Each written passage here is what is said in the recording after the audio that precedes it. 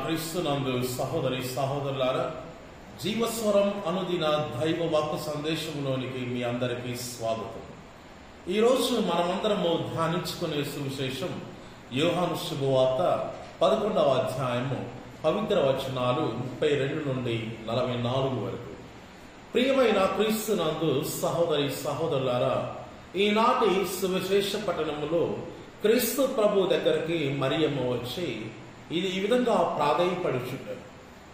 మరి ఆయన చనిపోయాడు అని తెలియగానే మరి ఈరోజు యేసు ప్రభు ఈనాటి సువిశేష పట్టణంలో చాలా బాధపడడం మనం చూస్తూ ఉన్నాం. మనం ఎన్నో సార్లు లాజరు గురించి విని ఉన్నాం. మరి ఇక్కడ లాజరు చనిపోయి 4 రోజులైంది. మరి ఇక్కడ ఉన్నటువంటి ఎవరైతే గుమ్మికూడి ఉన్నారో ఆ ప్రజలు ఏం చేస్తాడో అని ఎదురు చూస్తూ ఉన్నారు ఈనాటి సువిశేష పట్టణంలో. మరి మార్తమ్మ ఈ విధంగా అనటం, ప్రభు అతను చనిపోయి 4 రోజులైంది అనగానే మరి ఆయనను ఒక గుహలో భూస్థాపితం చేయటం చూస్తూ ఉన్నాం మనం. మరి ఈనాటి సువిశేష పట్టణంలో యేసు ప్రభు ఎంతో ప్రేమతో నన్ను ఆ భూస్థాపితం చేసినటువంటి దగ్గరికి నన్ను తీసుకువెళ్ళండి అన్నప్పుడు యేసు ప్రభువుని అక్కడికి తీసుకువెళ్తారు. ఆయన చాలా బాధతో కునిగిపోతారు. మరి ఈనాటి సువిశేష పట్టణంలో చూస్తూ ఉన్నాం క్రీస్తు ప్రభు వీరిని ఎంతగా ప్రేమిస్తున్నారు.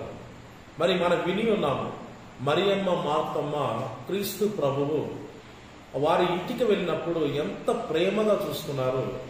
మరి మార్తమ్మ ఎన్నెన్నో పనులతో సతమతమవుతూ క్రీస్తు ప్రభువుకి ఎంతో మరి ప్రేమతో ఆమె భోజనం తయారు చేయాలని ఎంత తప్పించిపోయిందో మనకు తెలుసు. మరి మరియమ్మ ఆయన పాదముల దగ్గరికి వెళ్ళి ఆయన బోధించే వాక్యం గురించి ఎంత తప్పించిపోయిందో మనకు తెలుసు.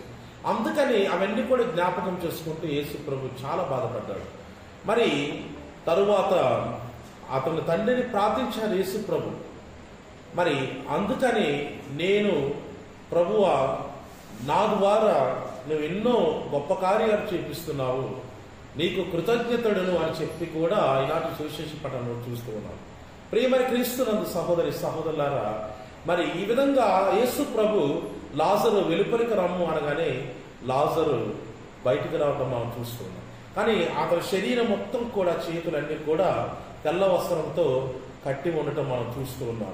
అక్కడ ఉన్నటువంటి ప్రజలను మీరు తప్పుకోండి, అతనిని వెళ్ళనివ్వండి అని చెప్పి లాజరును ఈ విధంగా బయటికి రావటం, నిండుగా కట్టి ఉన్నటువంటి వస్త్రములను మనం చూస్తూ ఉన్నాం. ప్రియమైన క్రీస్తునందు సహోదరి సహోదరులారా, మరి ఈనాటి సువిశేష పట్టణంలో చనిపోయినటువంటి లాజరును మరి క్రీస్తు ప్రభు ఆయన నిత్య జీవం పొందేలాగా చేశారు.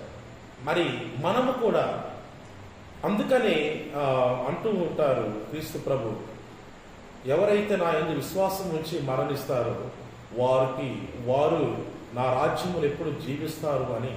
మరి లాజరు కూడా ఎంత విశ్వాసంతో జీవించి ఉన్నాడు. కాబట్టి ఈరోజు యేసు ప్రభు అతన్ని మరి మరణం నుండి మరి ఆయనకు కొత్త జీవితాన్ని ఇచ్చాడు. మరి మనం కూడా దేవునికి ప్రియమైన పాత్రముగా జీవించాలి. ఆయనకు తగినట్లుగా మనం జీవించి నడుచుకున్నట్లయితే తప్పనిసరిగా మనము కూడా అతని రాజ్యంలో ఇప్పటికీ మనం జీవిస్తాము. మరి దేవుడి నిన్ను నన్ను మనందరినీ ధారాళంగా దీవించునుగాక. ఆమేన్.